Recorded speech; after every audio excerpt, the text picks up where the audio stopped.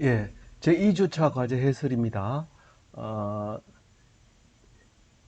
2주차는 회로 시험기 사용법이기 때문에 오늘 회로 1번을 보면 어,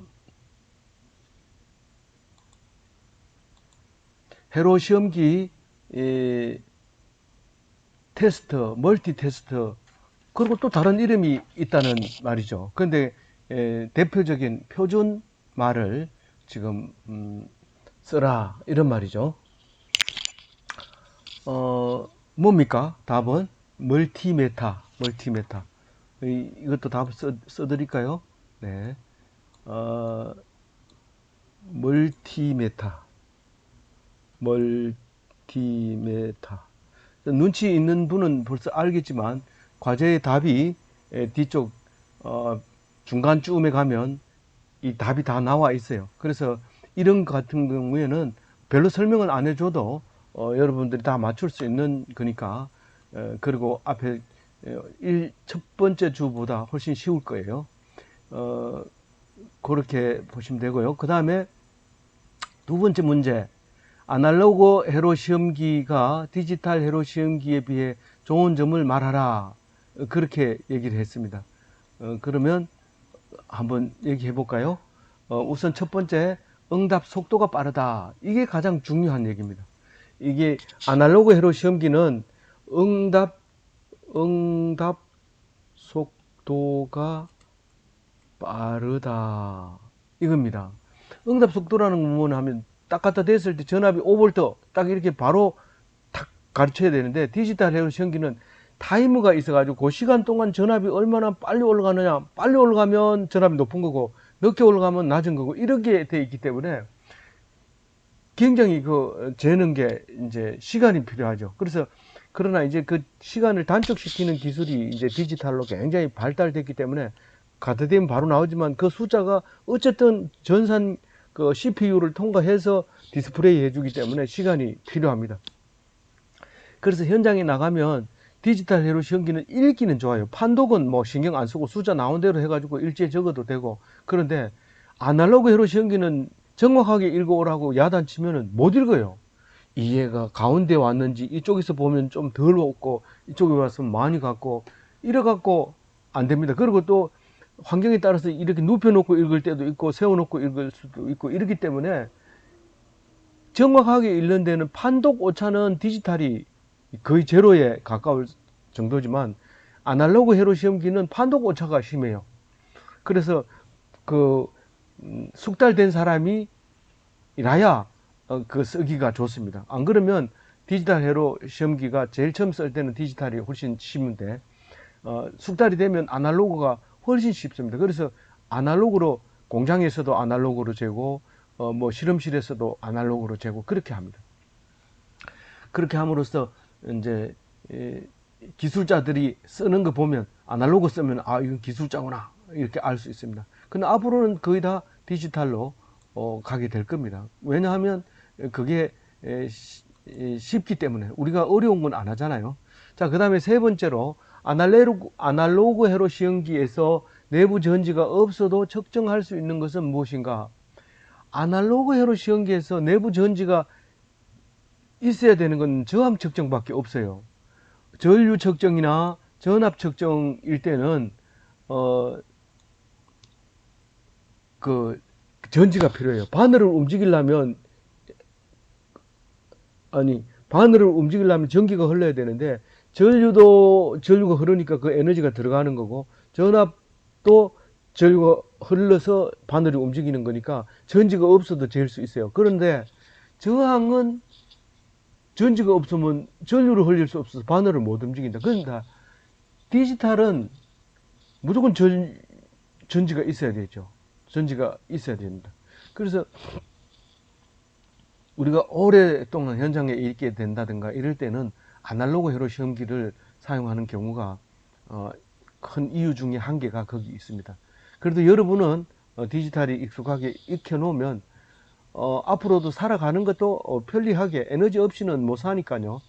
옛날에는 뭐 에너지라는 게 전지라는 게 어려웠지만 지금은 전지가 많이 발달했기 때문에 이런 문제 때문에 아날로그 회로 시험기를 쓰는 일은 거의 없어질 겁니다. 그래서 뭐라고 대답해야 돼요? 3번은 내부 전압 측정, 또 전압 측정, 그 다음에 전류 측정,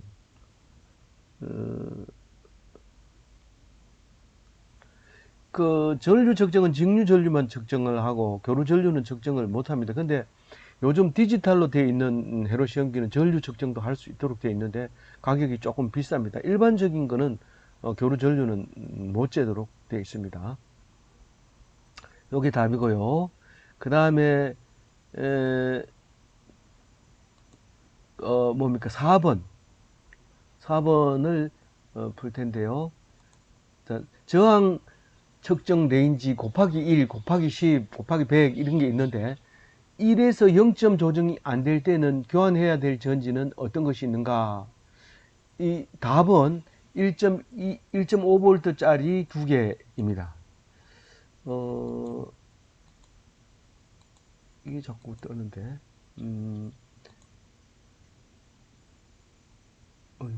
여기 있네요.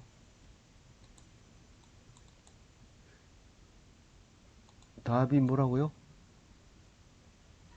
1.5V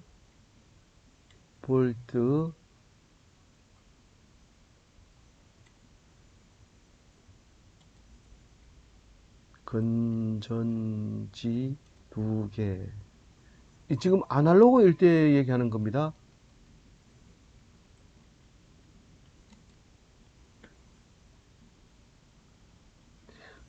근데 그 안에 9V 전지 한 개 들어있어요. 근데 그거는 어, 곱하기 10K 킬로옴 저항 잴 때 씁니다. 전압이 1.5V 두 개면 3V 밖에 안 되기 때문에 많은 높은 저항을 재기가 어려워요. 근데 9V는 돼야 전류를 흘릴 수 있기 때문에 9V 전지가 망가지면 곱하기 10K 레인지가 0점이 안 맞습니다. 그래서 4번 답은 1.5V 건전지 두 개. 그 다음에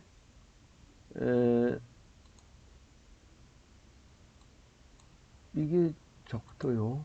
우린 이게 안 떴으면 좋겠는데 이렇게 어떻게 하는 방법이 있나요? 이렇게 해놓을까요? 이렇게 해놓고 다시 한번 눌러서 이걸 누르면 네, 됐네요.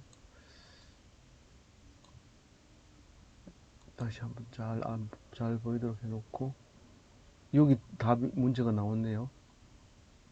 여기 봅시다. 여기를 보면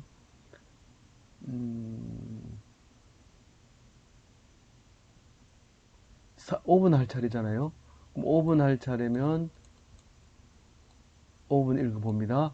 저항 측정 곱하기 1K 테스트 봉의 도체의 양손을 잡으면 저항이 측정된다. 나의 경우 저항이 얼마나 되는지 기록하고 이때 양손을 통해 내 몸에 흐르는 전류를 읽어보자. 요거는 실습실에서 해야 되는데 요거는 실습실에서 해야 된다. 이렇게 기록을 해 놓고 나왔으면 잘 되고 뒤에 해설판을 보고 그 답한 사람이 있을 거예요. 그러면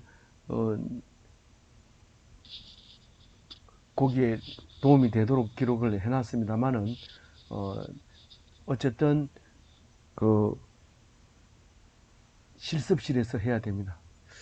요건 나중에 이제 실습하면서 맞춰주시기 바랍니다. 확인해 주시기 바랍니다. 6번 아날로그 회로 시험기 내부에 9V 전지가 없다면 측정할 수 없는 것은 방금 말씀드렸습니다. 곱하기 9K 레인지 9kΩ 곱하기 10K 레인지 9V 전지가 없다면 저항 레인지의 10kΩ 레인지가 측정할 수 없습니다. 답은 곱하기 X 곱하기 10 킬로옴 레인지 때인지 이렇게 답이 되겠어요. 그 다음에 7번은 도통시험은 부저를 울려서 도통을 확인한다. 저항이 있는 경우에도 도통 부저가 울리는데 몇 옴 정도의 저항까지 부저가 울리는가. 디케이드 저항을 이용하여 알아보자. 요것도 실험을 해야 되죠. 요거 실험해야 되기 때문에 요거는 실험실에서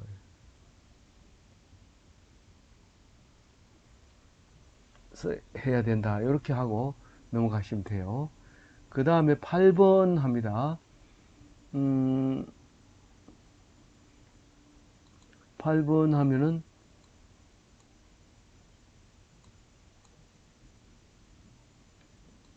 아날로그 회로 시험기는 직률을 측정할 때와 교류를 측정할 때 어느 것이 정밀도가 좋은가. 거기에 내용을 보면 그 매뉴얼을 이렇게 쭉 넘기다 보면 사용 설명서 말입니다.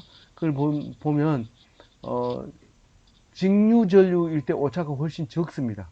왜 교류 전류 측정할 때 오차가 좀 떨어지냐 하면 그거를 직접 재는 게 아니라 정류를 해서 재기 때문에 그런 문제가 생기는 거죠. 그래서 답은 직류 측정이라고 표시해 주면 되죠. 예, 이렇게 하면 답이 정답이 됩니다. 그 다음에 9번은 아날로그 멀티메타, 아날로그 회로 시험기 말하는 거죠. 아날로그 멀티메타로 다이오드와 발광 다이오드를 순방향, 역방향 강화를 측정하라. 레인지 10에 놓고 VF 눈금을 잃는다. 이것도 이제 다이오드 종류에 따라서 또 회로 시험기에 따라서 좀 다르기 때문에 이거는 실험실에서, 이것도 실험실에서 이렇게 대답해 주시면 되겠어요. 그 다음에 10번 마지막 문제입니다. 10번 문제. 디지털 회로 시험기는 아날로그 회로 시험기에 비하여 좋은 점은 어떤 것이 있는가? 아까 설명했죠? 생각나면은 뭐 답을 쓰는 거고요. 판독 오차가 적다. 뭐가요? 판독 오차가 적는 게 아니라 거의 없죠. 그 아날로그는 읽는 숫자가 나타나는 대로 읽으면 되는데, 그런데 정말 그러냐 하면 그렇지 않아요. 왜냐하면 계속 숫자가 바뀌면 어떻게 할 거예요? 숫자가 올라갔다 내려갔다 올라갔다 내려갔다 하면 어떻게 읽을 거예요? 그것도 쉬운 일은 아니죠. 그럴 때는 아날로그 회로 시험기가 훨씬 좋습니다. 이렇게 진동을 하더라도 중간에 걸 딱 잡아가지고 읽어버리면 아날로그 회로 시험기가 디지털 회로 시험기보다 유리하죠. 가격도 아날로그 회로 시험기가 싸기 때문에 여러분들 현장에 가면 뭐 어디다 놔두고 와도 큰 문제가 안 되고 가격이 싸기 때문에 아날로그 회로 시험기를 기술자들이 많이 들고 현장을 다닙니다. 아무쪼록 여기 10번까지 문제를 풀므로써 오늘 우리가 가지고 있는 과제 2번을 풀었습니다. 열심히 공부해 주셔서 대단히 감사합니다.